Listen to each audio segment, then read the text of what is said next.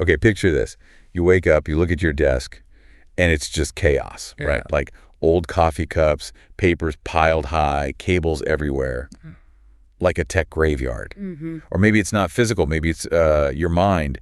That feeling like you've got 50 browser tabs open, all yelling at you. Oh, I know that feeling well. Yeah, the constant pings, the to-do list that just keeps growing. Yeah. That hum of stuff I need to do that leaves you feeling completely drained, stressed out, unfocused. Totally. It's more than just a messy desk, isn't it?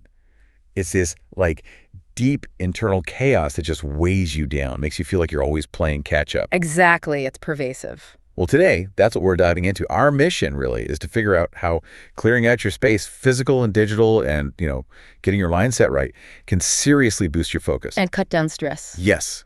Cut down stress, make you feel lighter, more able to live intentionally. And the cool thing is, this isn't about becoming some super strict minimalist who owns, like, 3 things. No, definitely not. It's about figuring out what actually serves you and letting the rest go. That's such a key distinction. It's about value, not deprivation. And there's this really powerful connection, isn't there, between our outer world and our inner state. Totally. When you start tidying one up your desk, maybe, or your emails, you almost automatically start bringing some order to the other one, too. It's fascinating how much our surroundings, even subtly, impact how we feel mentally. I completely get that. When my desk is a disaster zone, it's not just messy, it feels like visual noise. Yeah, visual noise. That's a great way to put it. You're trying to focus on something important, but all this other stuff is just there, silently competing for your attention. It's like you're tired before you even start. That's it, exactly. That constant visual noise, whether it's physical stuff or, say, a cluttered computer desktop, it feeds directly into what we call mental clutter. Right. That messy, disorganized swirl of thoughts and worries and half-finished ideas that just makes clear thinking so hard. And there's actual research on this. Oh, really? Yeah. Back in 2010, there was a study, I think it was in the Personality and Social Psychology Bulletin. It found that women who described their homes as cluttered or full of unfinished projects, they were actually much more likely to feel depressed and fatigued. Wow. So it's a real measurable thing, not just a feeling. A very real thing. It connects the dots, like you said, between the space and the mind. And does it take a lot of clutter? Or can even a little bit start to affect you? And it's not just the physical stuff anymore, is it? Our digital lives. Man, they can be even worse. Oh, absolutely. All those notifications, the endless emails, social media just constantly pulling at you. That must add just as much mental overload, maybe even more sometimes. You're spot on. Even a bit of persistent clutter can kind of subtly eat away at your mental energy. And digital clutter, yeah, that's maybe even sneakier because we carry it around with us, in our pockets. Right, constantly.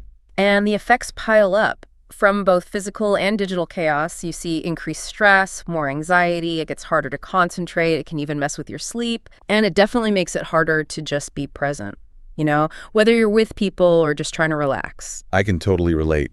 That feeling of being half there, half thinking about the next email or notification, never fully engaged. Just that low-grade hum of anxiety almost. That hum is so draining, and when your mind is bogged down like that, it struggles. It struggles with creativity, with problem solving, even just making decisions confidently. David Allen, the productivity guy, getting things done, Sure. He had that great quote, "Your mind is for having ideas, not holding them." Which isn't about emptying your mind, that's impossible. It's about managing the thoughts, capturing them, organizing them, so your mind is free for the actual thinking part. Okay, so decluttering isn't just another chore to add to the list. It sounds like you're saying it's something deeper. What's the hidden power there? That's really the heart of it. We need to reframe it. See decluttering not as a burden, but as a really proactive act of mental wellness. Mental wellness. I like that. Yeah, because the process itself, the actual tidying, can be really therapeutic. It gives you this tangible sense of control, a feeling of accomplishment when maybe other parts of life feel chaotic. That immediate win can boost your mood, cut the overwhelm, even release tension you didn't realize you had. Okay, framing it as an act of mental wellness really clicks. And then there's minimalism. People hear that word and often think empty white rooms, like barely owning anything, deprivation almost. Right. That's a super common image, but it's a misconception. So what is it then in this context? Well, at its core, minimalism is just about intentionally stripping away the non-essential stuff so you have room for what's actually meaningful to you. Okay. It's not about owning nothing. It's about making sure everything you do own or spend time on adds real value. It's a choice. And it applies to more than just stuff. It's your time, relationships, digital life, how you make decisions. So it's about creating space, not just on your shelves, but in your life for the important things. And the benefits, they sound pretty huge. Like an organized desk just makes workflow better, right? Find stuff faster, finish tasks, productivity goes up. Definitely. And the psychological boost is immense. A clean space tends to promote calm, that sense of control we talked about, which directly helps clarity and focus. Makes sense. Plus, this whole approach, it naturally pushes back against mindless consumerism. You start spending more intentionally, maybe save money, reduce debt. It all fosters intentional living, where your choices align with your values. Less inner conflict, more peace. So it really does come back to those big promises. More focus, less stress, and that feeling of lightness. Freedom from being overwhelmed, like tuning into a clear radio station instead of static. Exactly, clearing the static. All right, this sounds amazing. But okay, for someone listening who's feeling that, ugh, I need this, where do you even start? Thinking about tackling a whole house or years of digital files, it feels huge. It can feel huge. That first step is often the hardest. But the answer, it's actually pretty simple.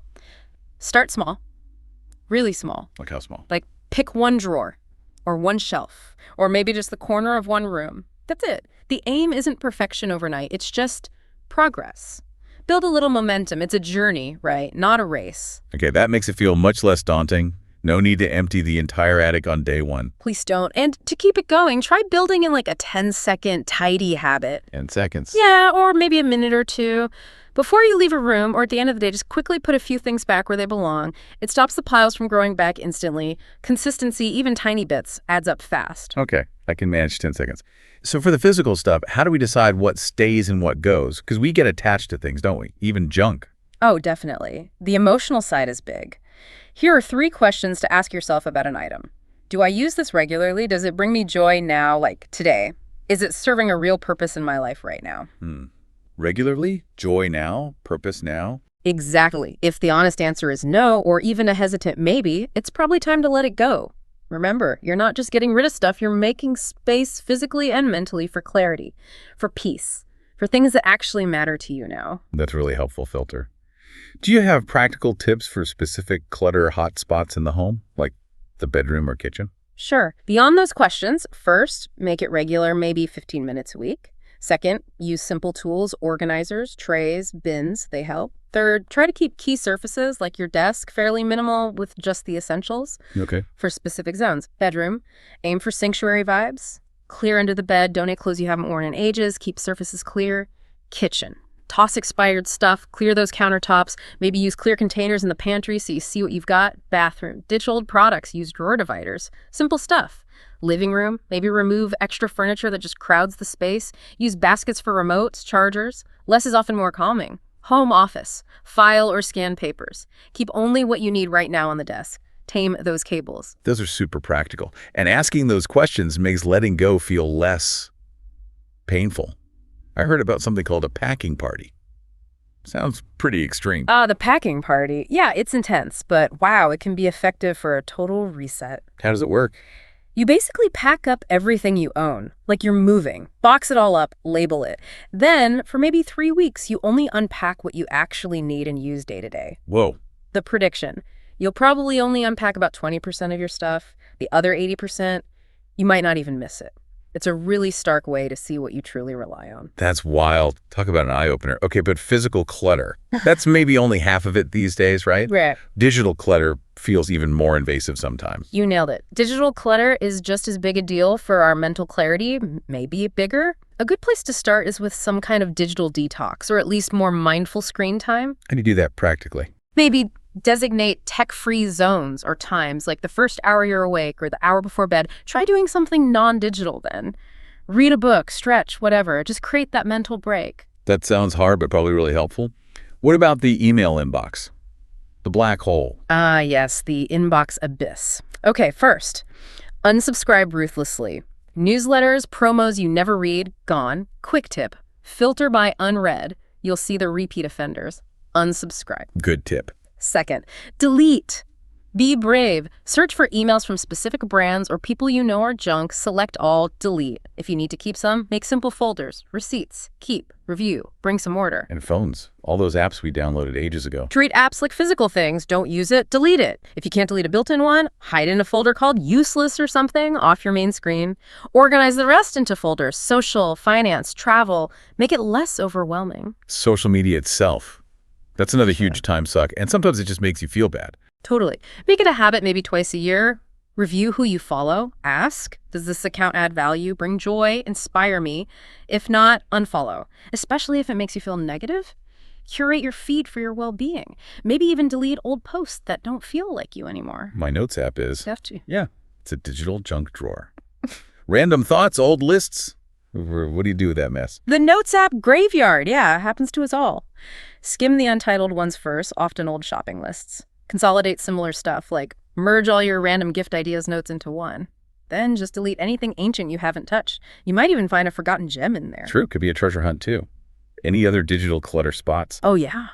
Check your paid subscriptions. Cancel stuff you don't use. Clean up your browser bookmarks. Delete old ones. Organize the keepers into folders. And critically, app notifications. Turn most of them O off F. Or at least customize them so only the truly essential ones get through. Every ping pulls you out of focus. Okay, wow. That's a ton of really practical stuff for physical and digital spaces. Right. But here's where I think it gets really powerful. This isn't just about stuff, physical or digital. It's about how you think, right? Exactly. That's the deepest level. True decluttering, true minimalism, it goes right into our inner lives. It's about tackling that mental clutter, the constant internal noise, which is often way more draining than any messy room. So how do we do that? How do we clear out that inner space, quiet that constant hum? Well, one really powerful tool is journaling. Think of it like downloading your brain's cache. Okay. Getting worries, plans, random thoughts out of your head and onto paper externalizes them. It gives you perspective, stops them just looping endlessly in your mind. That makes so much sense, like physically removing them from your headspace. Yeah. Creates instant room. It really does. Another big one. Actively letting go of the past. So many of us have these mental drawers stuffed with old mistakes, missed chances, grudges. We all are. Acknowledge them, learn the lesson if there is one, and then consciously decide to let go of what's just cluttering up your present. It takes up so much valuable mental energy. It's carrying around invisible baggage. Yeah. Heavy stuff. It is. And then there's multitasking. We think we're being efficient, but mostly we're just scattering our focus, making more mistakes, creating more mental chaos. The antidote is single tasking. Pick one thing. Give it your full attention. Finish it, then move on. Deeper focus, better results, more calm. The opposite of the 50 browser tabs feeling. Just one tab at a time. Exactly that. Also, be mindful of your information intake. Set limits on scrolling, news, browsing. Unsubscribe mentally and digitally from stuff that doesn't serve you. Your brain isn't a landfill. Treat it like valuable real estate. A mental diet. I like that. Not everything deserves space in there. Precisely. And practice being decisive. Like an overflowing inbox, your mind gets cluttered with, I'll decide later. Make the decision, do it. Delegate it, ditch it. Clear the mental deck. Yeah. And automate small stuff. Routines for breakfast, outfits, whatever. Reduces decision fatigue, saves energy for bigger things. Streamlining the small stuff frees up power for the big stuff. Makes sense. Totally. And prioritize. An endless to-do list is pure anxiety fuel. You can't do it all. Pick your top 1 to 3 things for the day.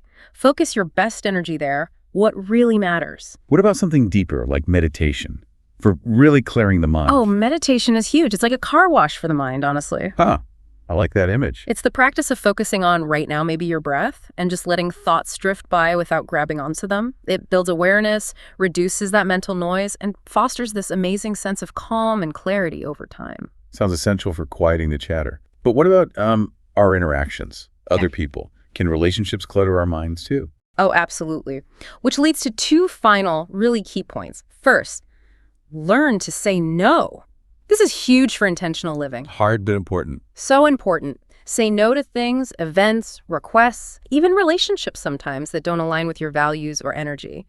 It means getting okay with occasionally disappointing people, but it protects your peace and prevents resentment. Second, intentionally slow down. They're bound. Yeah.